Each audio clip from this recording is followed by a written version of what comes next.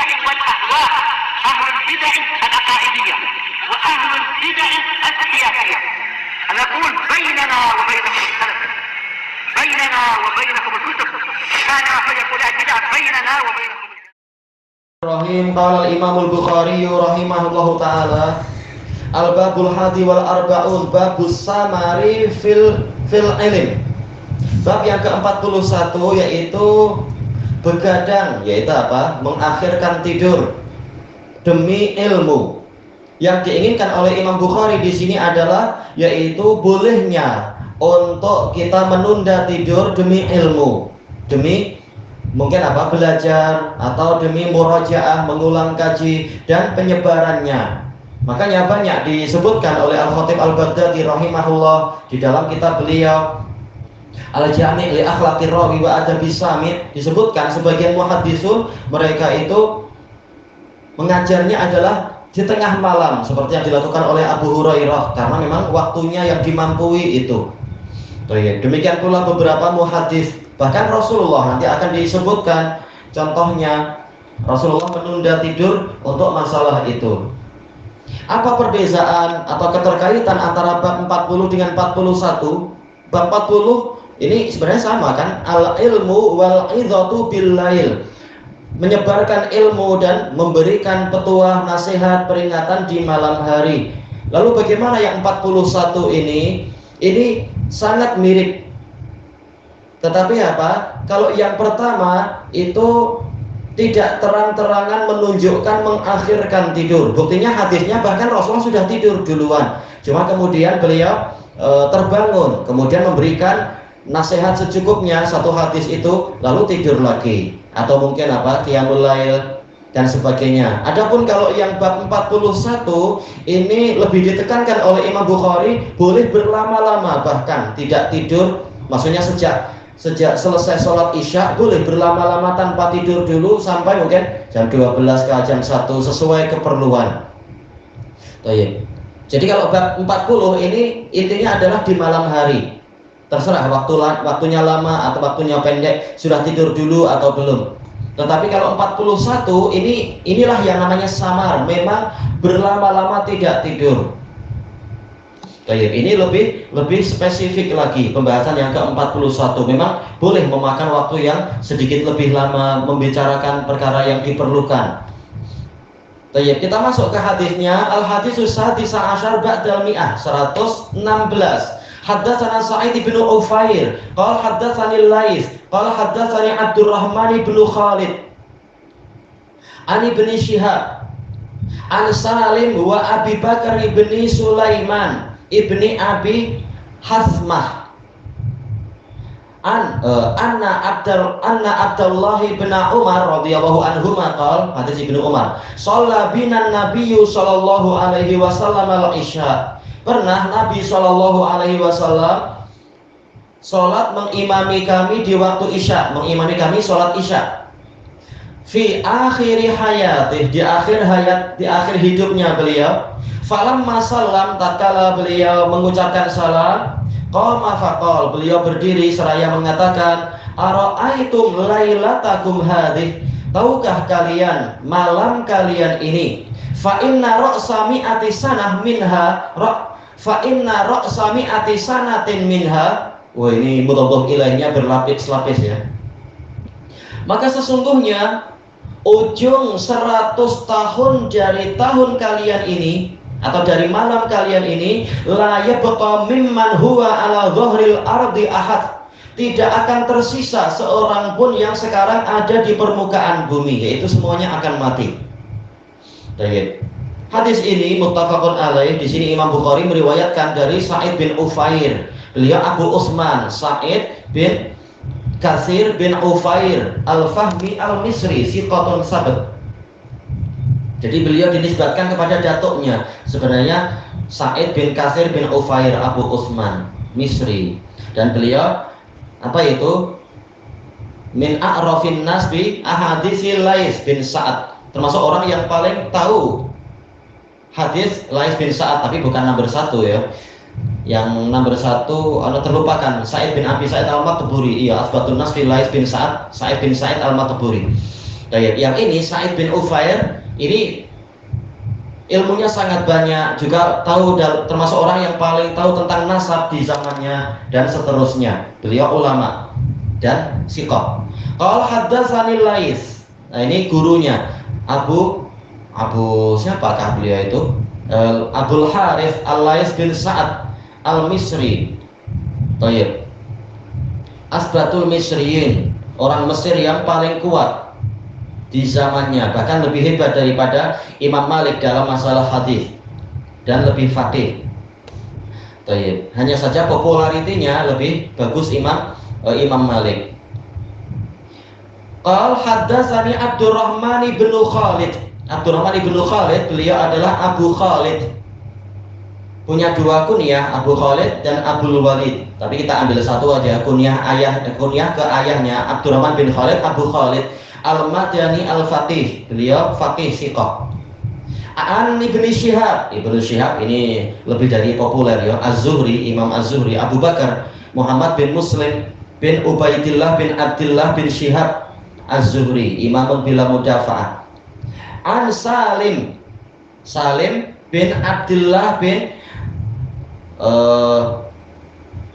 Umar bin Al-Khattab Al-Adawi Al-Qurashi. Dia anak dari Ibnu Umar, berarti apa? Cucu Umar bin Al-Khattab. Ini Salim. Beliau adalah siqatun faqih min asbatin nas fi abi, termasuk orang yang paling kuat di dalam meriwayatkan hadis dari ayahnya, yaitu Ibnu Umar. Walaupun yang lebih kuat lagi adalah pembantunya, yaitu siapa itu? Nafi' Maula Ibni Umar. Tapi ini nomor 2, itu pun sudah sangat bagus sekali. Tapi dia ajallu talamid Ibni Umar, murid Ibnu Umar yang paling agung, yang paling hafal. Itu adalah tadi Nafi' Maula Ibnu Umar.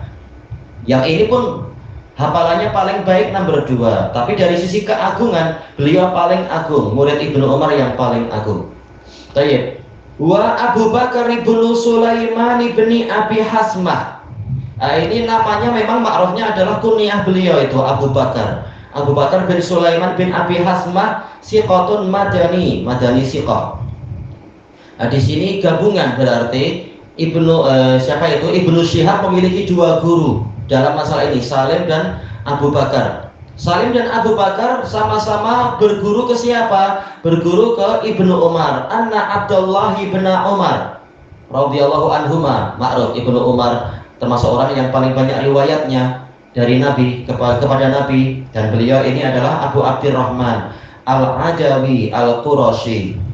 Baik. Qal shalla bina Nabiyyu sallallahu alaihi wasallam al-Isya. Nabi sallallahu alaihi wasallam mengimami kami salat Isya fi akhir hayatih, di akhir hayat beliau. Apakah di sepanjang periode Madinah beliau tidak jadi imam? Jelas beliau jadi imam ya.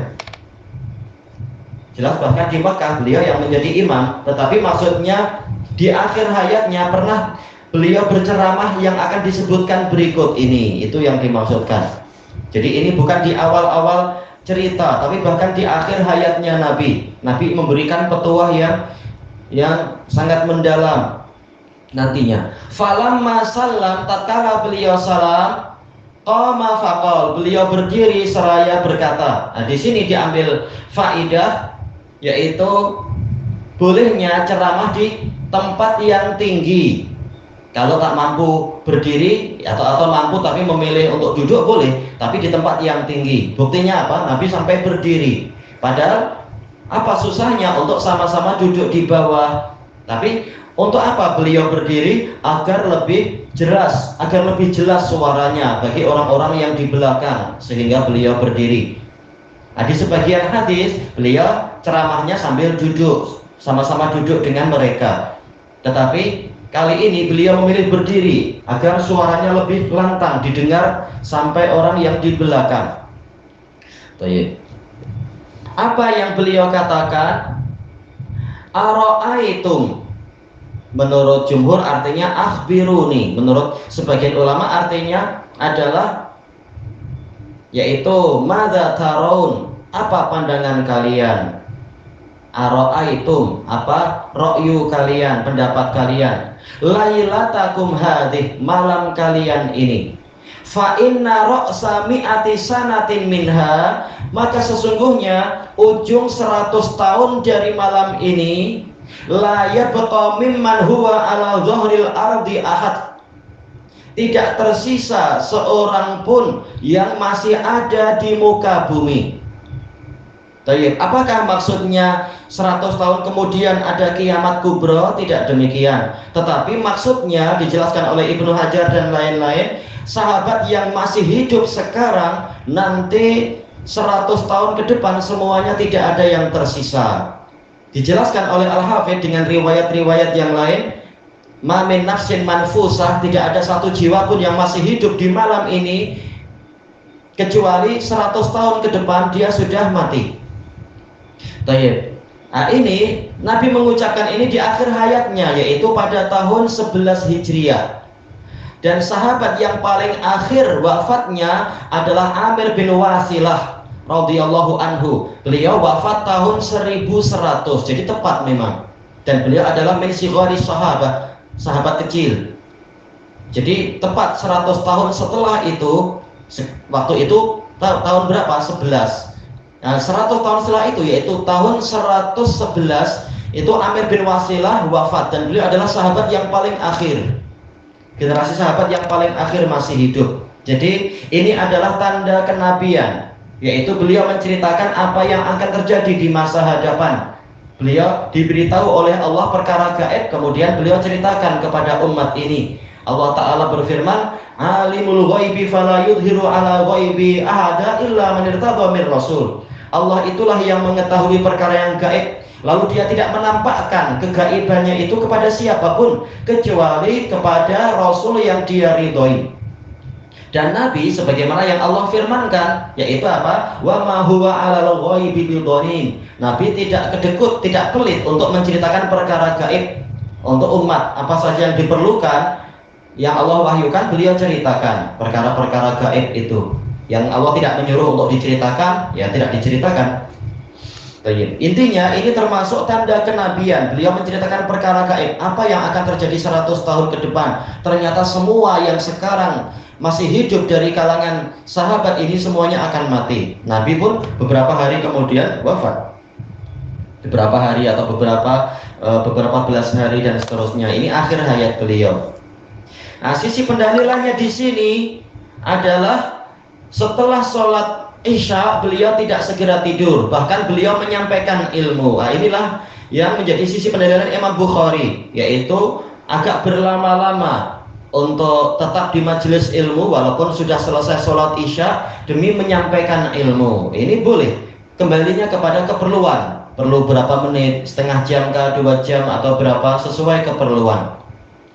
Dan ini menjadi dalil bagi sebagian ulama tentang kiamat sughra. Sebagian mengatakan ini kiamat wusta, kiamat pertengahan. Kalau kiamat sughra, kiamat kecil, itu matinya orang per orang. Adapun kalau kiamat wusta, kiamat pertengahan adalah matinya satu generasi, seperti yang sekarang disebutkan itu. Generasi sahabat semuanya habis. Nah, ini kiamat wusta, pertengahan. Satu generasi semuanya mati 100 tahun ke depan. Nah, kemudian yang lain adalah kiamat kubro, kiamat paling besar, yaitu matinya seluruh alam semesta istilahnya. Ya, ini dalil tentang kiamat wusta. Sebagian ulama membagi kiamat menjadi 3 memang. Sebagian ulama menjadikan ini sebagai dalil bahwasanya Nabi Khidir sudah wafat.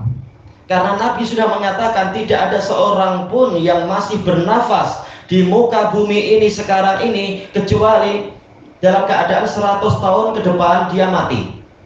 Nah, berarti mustahil untuk Nabi Khidir sekarang masih hidup. Dan ini bantahan kepada orang-orang Sufiyah dan lain-lain. Al-Hafidh menggunakan ini sebagai dalil juga yang menunjukkan bahwasanya Nabi Khidir sudah wafat, tidak seperti khurafatnya orang-orang Sufi untuk mencari wangsit, mencari tambahan wahyu atau tambahan syariat, tambahan zikir, tambahan kesaktian atau apa. Tak ada, Nabi Khidir sudah wafat. Itu pun kalau Nabi Khidir masih hidup di zaman Nabi waktu itu. Sementara yang rajih, bahkan Nabi Khidir sudah wafat jauh sebelum itu. Karena seandainya Nabi Khidir hidup di zaman Nabi, dia tidak ada alasan kecuali wajib datang kepada Nabi untuk membaiat Nabi dan menolong Nabi dengan dalil-dalil yang ma'rufah itu. Karena syariat Nabi berlaku untuk seluruh alam semesta, bukan hanya untuk orang Arab kah atau apa. Dan juga tatkala perang, Nabi perang wajib untuk Nabi Khidir membantu, karena Allah Ta'ala sudah mewajibkan untuk membantu Nabi yang akan datang. Nah, kenapa Nabi Khidir tidak ada? Tidak disebutkan sama sekali. Nabi Muhammad menceritakan malaikat ini turun, malaikat ini datang, tapi tak pernah sama sekali dalam satu hadis sahih pun Nabi Muhammad mengatakan saya jumpa Khidir waktu perang ini, waktu perang itu atau apa. Tayyib.